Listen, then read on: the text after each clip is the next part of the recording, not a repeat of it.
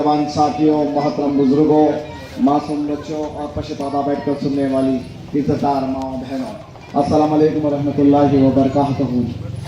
ये अल्लाह सुब्हानहू तआला का बड़ा फज़्ल व करम है कि आज हमको ये मौका दिया गया है ऐसे हालात में जहाँ चारों तरफ अफरा तफरी मची हुई है।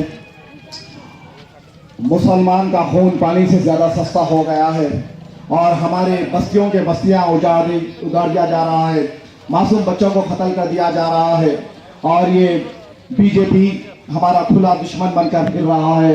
आरएसएस, संघ परिवार, शिवसेना, ये तमाम जमातें आज अक़ीदों के दुश्मन बनकर फिर रही हैं। ना सिर्फ दुश्मन बनकर ये चेतावनी दे रही है, ये ललकार रही है और आप हमको मुत्तहिद होने का वक्त आ गया है। नौजवानों, ये जमहूरी हक है हमारा अपना वोट, जिससे हम एक ऐसा नायाब कारनामा कर सकते हैं। ये वोट एक ऐसी चीज है जो मुल्क में अक़लियतों के साथ जो नाइंसाफी हो रही है, अक़लियतों के साथ जो बर्बादी के मंसूबे बनाए जा रहे हैं, ये एक वोट की ताकत से हम हमारी आवाज़ को ऐवानों तक पहुंचा सकते हैं। और जब आवाज़ ऐवानों तक पहुंचती है और मसले मसाइल पर गौर व फिक्र किया जाता है तो वक्त के चीफ मिनिस्टर को भी उठ के माफ़ी मांगना पड़ता है। और ऐवान पार्लियामेंट में एक बेबाक क़यादत जंगली जानवर कहकर मुखातिब करती है वो नरेंद्र मोदी को। ये ऐसी बेबाक क़यादत, ये ऐसा जज्बा रखने वाले क़यादीन, ऐसा जोश रखने वाले क़यादीन जिनकी जिंदगी का सिर्फ एक ही मकसद है, वो है अक़लियतों की हिफाजत, मुसलमानों की हिफाजत, इनका बेहतर मुस्तकबिल, इनके मासूम बच्चों की बेहतर तालीम और तरक्की याफ्ता कामा। जो हुकूमत हिंदुस्तान से हमेशा कमी पेशी होती है, सारे काम करने को उनको सोचता है, जब हमारी बारी आती है तो हमारा हक मार कर खा जाते हैं, बड़े बड़े वादे करते हैं, बड़े बड़े दलीलें देते हैं। वोट के वक्त 65 साल से हमने कांग्रेस को वोट देते जिताए हैं, 65 साल से आज हम सिर्फ वोट के लिए इस्तेमाल हुए हैं।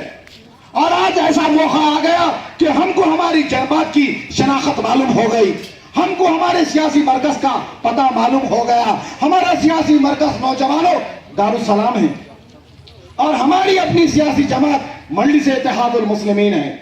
आपके हल्के के उम्मीदवार प्रकाश गौड़ ये चीज को देखकर इतने हैरान है, इतने परेशान है और अपने हामियों के बीच में बोलते हैं कि राजेंद्र नगर ये बात मेरे हाथ से चले गई। ये आप लोगों का इत्तेहाद है कि दुश्मन की ताकत खत्म होते जा रही है।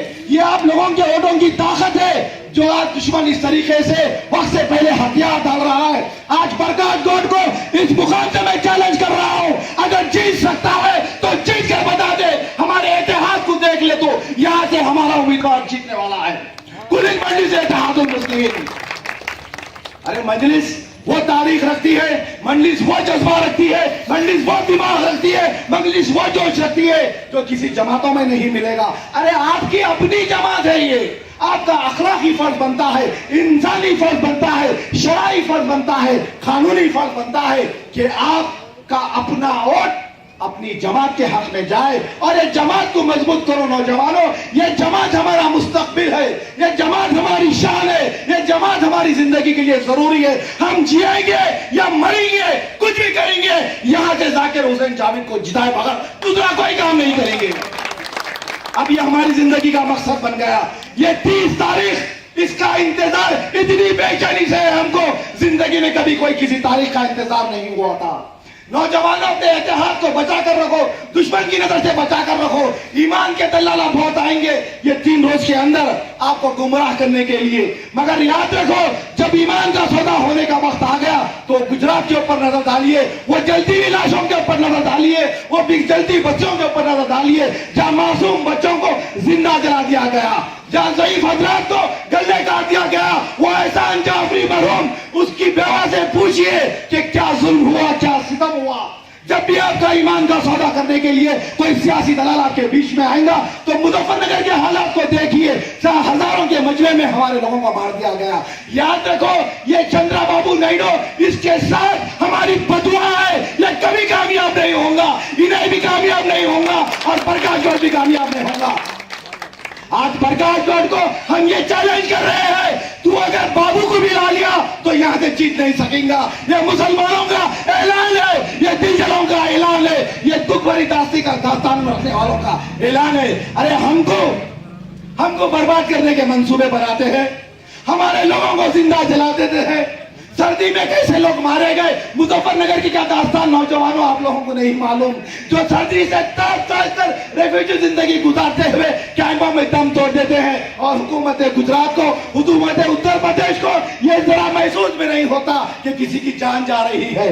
अरे हमारी जिंदगियों के साथ ऐसा फुटबॉल बना के खेलते हो, फिर हमारे बस्तियों में झुककर पेटों में मुंडिया डालकर ऑटो की भीख मांगते हैं। भीख तो नहीं मिलेगी, 1 लाख जरूर मिलेगा। नौजवानों अपने इतिहाद को कायम रखो, नौजवानों अपनी ताकत को बढ़ाओ, नौजवानों अपने गुस्से को बढ़ाओ। ये 30 तारीख के दिन हम जमहूरी तरीके से इन जालिमों का खात्मा करेंगे। याद रखो, जो लोग यहाँ पर आने वाले हैं वो बीजेपी के भेष डालकर चंद्रबाबू नायडू की तरफ से, तेलुगु देशम पार्टी की तरफ से आएंगे, मगर भेष वो अंदर से बीजेपी का रहेगा। आज इन्होंने खुलकर ऐलान कर दिए है, हम और इन्हों दोनों भाया है कहते, मोदी और बाबू साइकिल टैक्सी ये दोनों आपस में भाया है कहते। चंद्रबाबू नायडू तुम अच्छी तरीके से ध्यान रख लो, तुम कभी हुकूमत ना रियासत में बना सकते, ना तुम्हारे चंद लोगों से तुम चंद्रबाबू नरेंद्र मोदी को तो हुकूमत में बिठा सकते हैं विज़ारत उज़्मा से। अरे ये तारीख खोलकर पढ़ लो। अगर दिल्ली में हुकूमत बनाना है किसी माइक के लाल को, तो अक़लियतों के साथ आज तक कोई हुकूमत नहीं बना सका। बाहर अक़लियत होंगे, आज तक कोई हुकूमत नहीं बना सका। और अक़लियत ये बार ऐलान करती है कि हमारा कोई वोट ना बीजेपी को जाएगा, ना चंद्रबाबू नायडू को जाएगा। तो प्रकाश गौड़ क्या चीज है हमारे सामने? अरे आज हमको ये ऐलान करना है, हमारे इतिहाद का ऐलान करना है, हमारे जज्बे का ऐलान करना है। याद रखो, जो वहां पर जल के मरे उनसे हमारा एक रिश्ता है, जो तड़प कर मरे उनसे हमारा रिश्ता है, जो फटी हुई लाशें, जो टुकड़ों में मिली हुई लाशें, उनसे हमारा एक रिश्ता है। वो पुकार पुकार कर आपसे पूछ रही है कि मेरे कलमे वाले भाई क्या दक्कन से आवाज देंगे या नहीं देंगे? बोलो उनके हक में मंजिल जिंदाबाद बोलेंगे, बोलो मंजिल जिंदाबाद।